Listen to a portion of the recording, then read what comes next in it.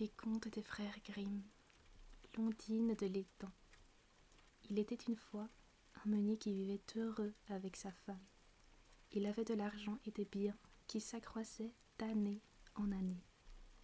Mais le malheur s'abattit sur eux, et leur richesse se mit à fondre au fil des ans. Le soir, le meunier, rongé de chagrin, ne parvenait pas à dormir. Un matin, alors qu'il se promenait, il entendit un bruit dans l'étang. Il se retourna et aperçut une belle jeune femme qui sortait de l'eau. Ses longs cheveux couvraient son corps blanc. Il reconnut l'Ondine de l'étang. Celle-ci l'appela par son nom de sa voix douce et lui demanda pourquoi il était triste. Alors, le meunier raconta qu'il avait autrefois vécu dans le bonheur et la richesse, mais qu'il était maintenant très pauvre.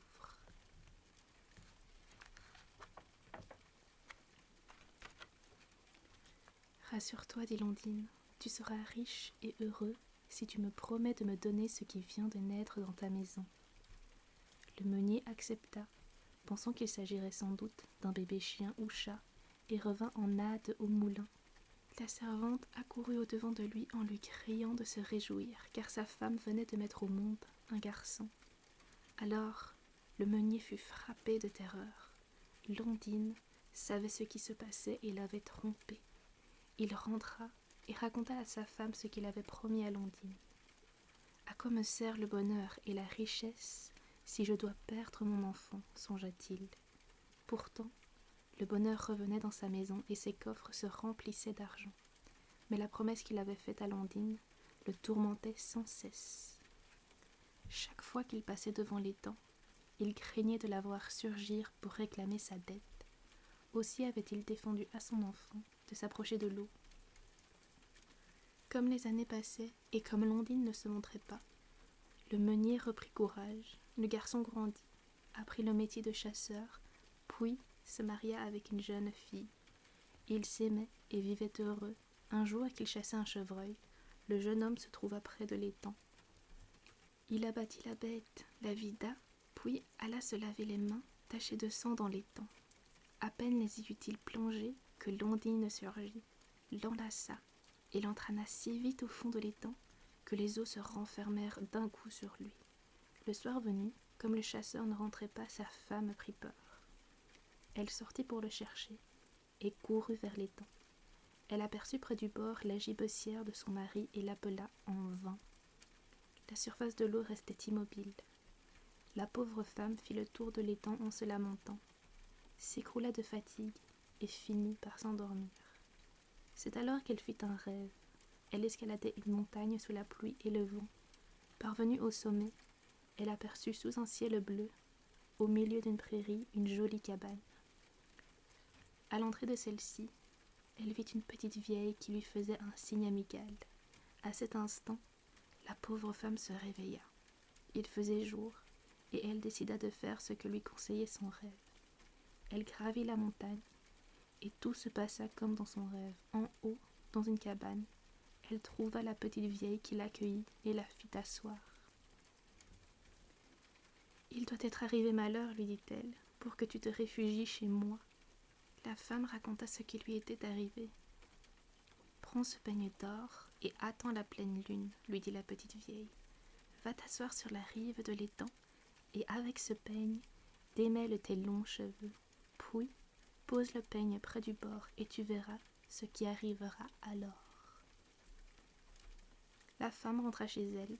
Quand la pleine lune apparut, elle alla s'asseoir sur la rive et peigna ses longs cheveux.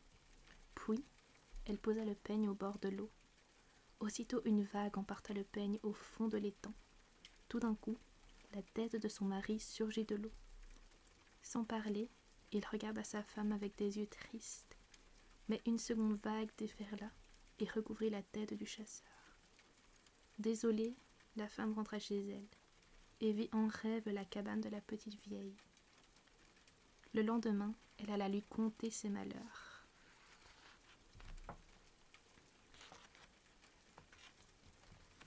Celle-ci lui donna une flûte d'or en lui disant « Attends la pleine lune, assieds-toi sur la rive et joue une belle mélodie. Puis, Pose la flûte sur le sable et tu verras ce qui se passera alors. » La femme obéit. À peine eut-elle posé la flûte sur le sable qu'une vague l'emporta. Puis l'eau s'ouvrit et la moitié du corps du chasseur apparut. Mais alors qu'il tendait le bras vers elle, une seconde vague le recouvrit et l'emporta au fond.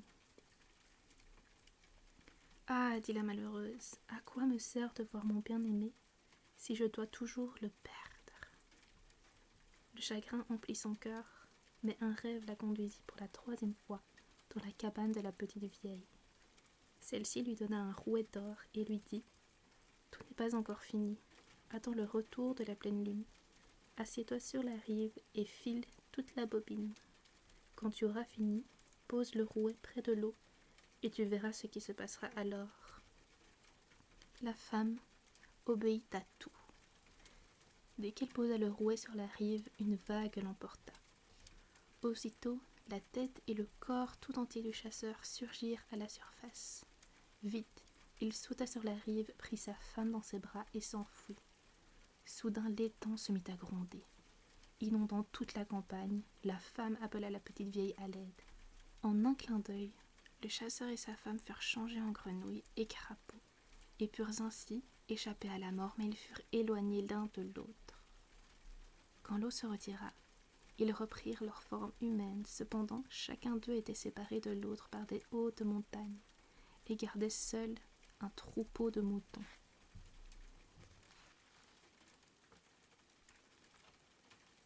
Des années passèrent. Un beau jour, alors que chacun menait son troupeau, le hasard voulut qu'ils se rencontrent dans une vallée. Ils ne se reconnurent pas, mais depuis ce jour, ils menèrent leur troupeau paître ensemble. Un soir de pleine lune, le berger prit sa flûte et joua une chanson aussi belle que triste. En l'écoutant, la bergère se mit à pleurer. « Pourquoi pleures-tu » demanda-t-il. « Ah, répondit-elle, c'est ainsi que brillait la pleine lune la dernière fois que j'ai joué cette chanson sur ma flûte et que la tête de mon bien-aimé a surgi hors de l'eau. » Il la regarda et tout à coup reconnut sa femme bien-aimée. Quand elle regarda son visage éclairé par la lune, elle le reconnut aussi. Ils tombèrent dans les bras l'un de l'autre et point n'est besoin de demander s'ils furent heureux.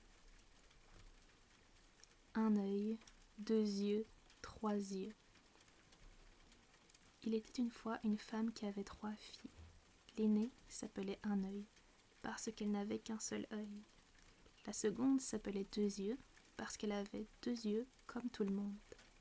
Tandis que la cadette se nommait 3 yeux, parce qu'elle avait 3 yeux. Comme 2 yeux n'étaient pas différentes des autres gens, ses sœurs et sa mère ne l'aimaient pas, et lui disaient « Toi qui ressembles à tout le monde, tu n'es pas des nôtres. » Elle la maltraitait et ne lui donnait que des restes à manger, juste de quoi ne pas mourir de faim. Un jour, comme 2 yeux gardait la chèvre dans les prés et pleurait, elle implora le ciel. Une fée apparut et lui dit « Pourquoi pleures-tu » ? « Parce que, sous prétexte que j'ai 2 yeux, comme tout le monde, mes sœurs et ma mère m'habillent de loques et ne me donnent pas assez à manger. »« Sèche tes larmes, répondit la fée.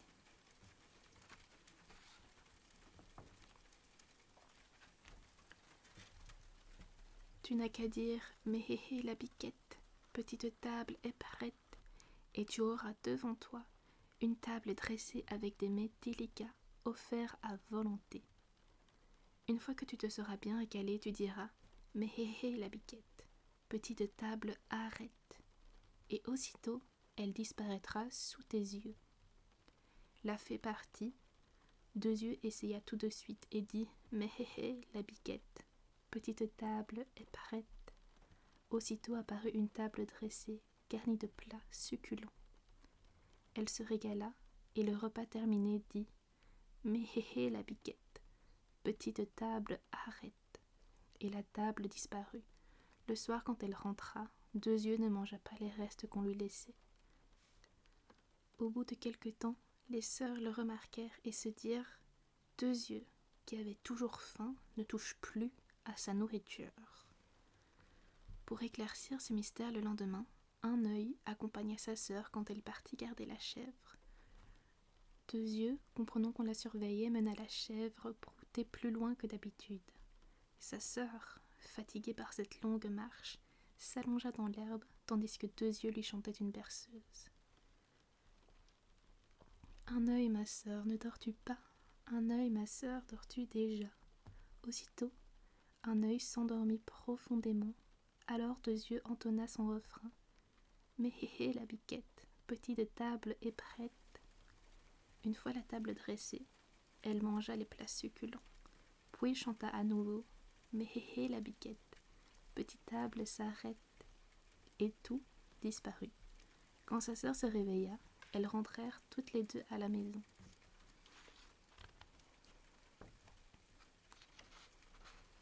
Hélas, un œil fut incapable d'expliquer à sa mère pourquoi Deux Yeux ne mangeait pas. Le lendemain, la mère envoya Trois Yeux garder la chèvre avec Deux Yeux. Cette dernière, se sentant surveillée, mena la chèvre brouter encore beaucoup plus loin que d'habitude. Sa sœur, fatiguée par le long chemin, s'étendit sur l'herbe. Deux Yeux entonna la petite chanson de la veille et chanta sans s'en apercevoir. Un œil, ma sœur, ne dors-tu pas?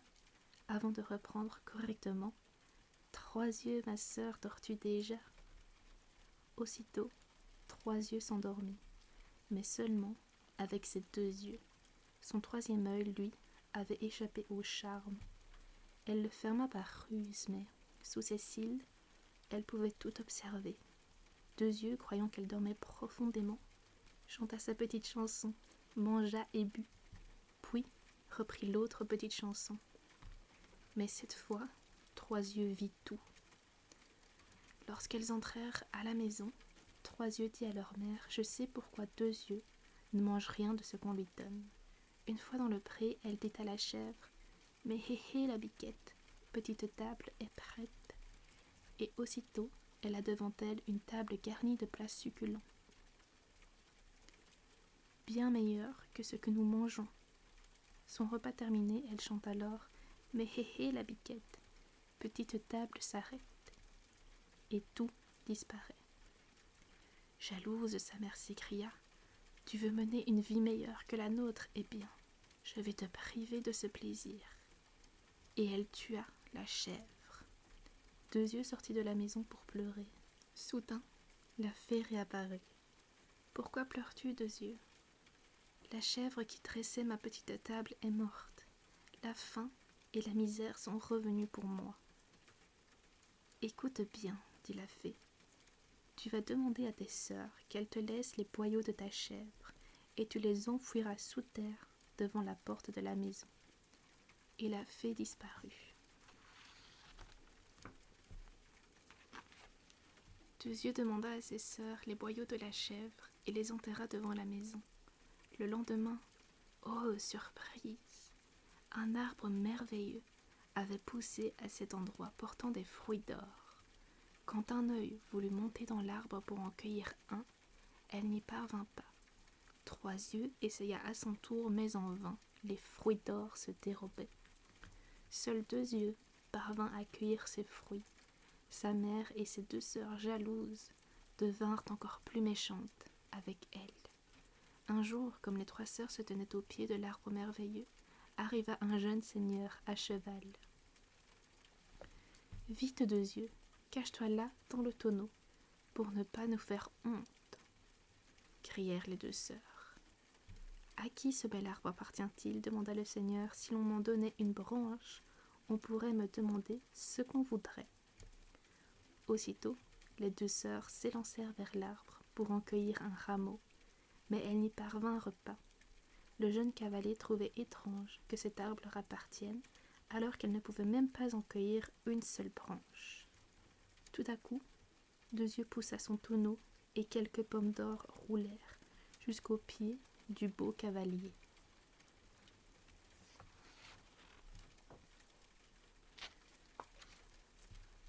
Deux Yeux grimpa dans l'arbre et cassa un rameau avec des feuilles d'argent et des fruits d'or qu'elle lui tendit.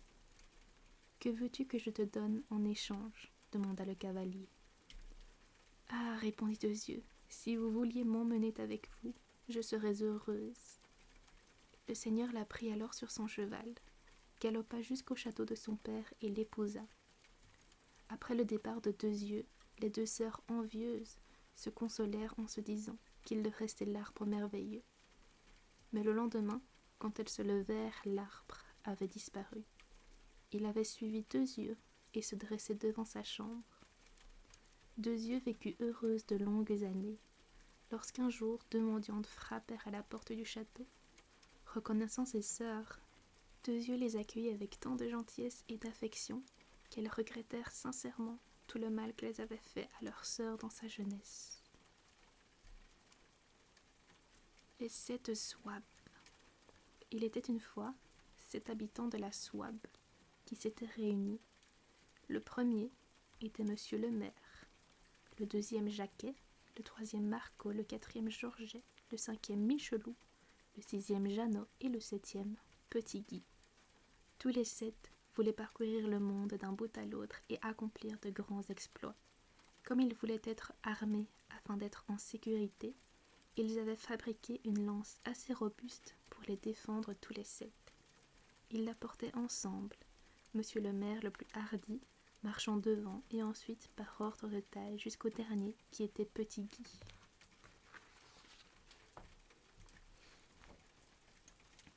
Un jour, à la saison des foins, comme ils avaient fait un long chemin et qu'il restait encore un peu de route à parcourir avant d'atteindre le village où ils comptaient passer la nuit, un scarabée qui s'envola non loin d'eux bourdonna de façon menaçante. Monsieur le maire, effrayé, faillit en lâcher sa lance et transpira d'angoisse. « Écoutez, écoutez, dit-il à ses compagnons. Mon Dieu, c'est le tambour de guerre. » Le Jacquet, qui tenait la lance derrière lui, déclara à son tour « Pas de doute, il se passe quelque chose, je sens l'odeur de la poudre. » À ces mots, monsieur le maire prit la fuite, sauta par-dessus une clôture et retomba sur les dents d'un râteau. Il reçut en pleine figure le manche, qui lui donna un coup violent. « Oui, oui, s'écria monsieur le maire, faites-moi prisonnier et je me rends. » Les 6 autres qui l'avaient suivi s'écrièrent à leur tour « Si tu te rends, je me rends », en sautant la barrière à la queue leu-leu pour le rejoindre au plus vite. Ne voyant aucun ennemi pour les prendre et les emmener, ils se rendirent compte qu'ils s'étaient trompés. Afin que personne n'apprît cette histoire et ne se moquât d'eux, ils jurèrent de ne point parler. Puis, ils continuèrent leur voyage. Mais le second péril qui les menaça était encore bien plus grand que le premier. Tandis qu'ils traversaient une lande, ils virent un lièvre dormant au soleil, les oreilles dressées, avec ses gros yeux écarquillés.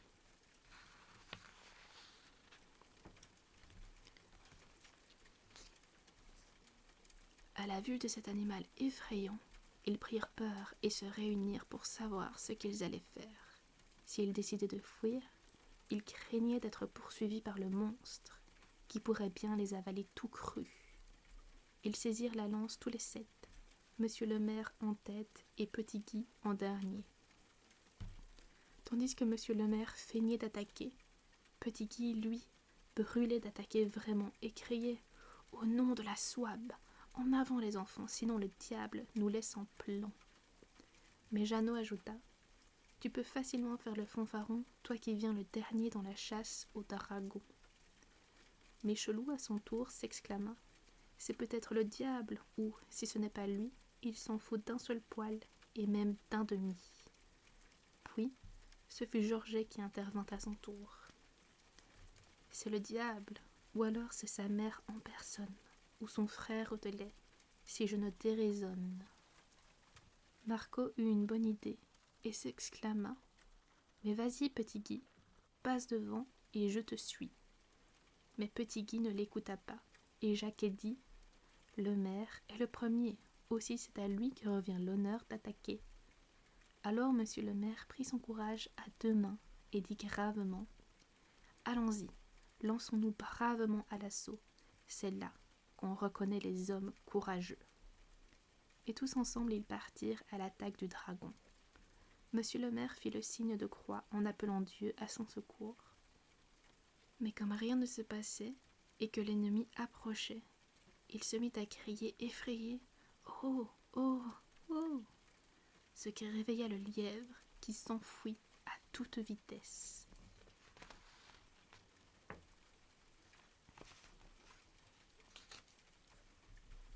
Monsieur le maire poussa un cri de joie et s'exclama: « Nom de nom, petit Guy, as-tu vu ce que c'était ?» Le monstre était un lièvre en vérité, et les 7 souaves repartirent en quête de nouvelles aventures. Ils arrivèrent sur les bords de la Moselle, un fleuve lent aux eaux profondes qui traverse peu de ponts et qu'il faut, en bien des endroits, traverser en bateau. Mais les 7 souaves ne savaient rien de tout ça. Quand ils furent sur le bord, ils appelèrent un homme qu'ils aperçurent de l'autre côté, et lui demandèrent comment on pouvait passer. À cause de l'éloignement et de l'accent des souaves qui parlaient en patois, l'homme ne comprit pas ce qu'il voulait et cria: « Hé, hé !» Monsieur le maire comprit qu'il disait: « À pied, à pied !» Et comme il était le premier, il s'avança dans les eaux de la Moselle, qu'il croyait pouvoir traverser à pied. Mais bientôt, il s'enlisa dans la vase et disparut, englouti par les flots. Son chapeau fut poussé par le vent de l'autre côté du fleuve. Une grenouille le regarda et coissa. Couac, couac. Les 6 autres souaves, entendant cet appel, se dirent: « Notre compagnon, monsieur le maire, nous appelle en criant. À moi, s'il a pu traverser, pourquoi pas nous ?» Ils se jetèrent tous les 6 à l'eau et se noyèrent, entraînés vers la mort par une malheureuse grenouille. C'est ainsi que pas un seul membre de l'association des souaves ne rentra chez lui. Voilà les amis, c'est tout pour aujourd'hui. J'espère que ces 3 contes des frères Grimm vous auront plu et qu'ils vous auront permis de vous relaxer. Sur ce, je vous souhaite de passer une très très bonne nuit et nous, on se retrouve à la prochaine lecture.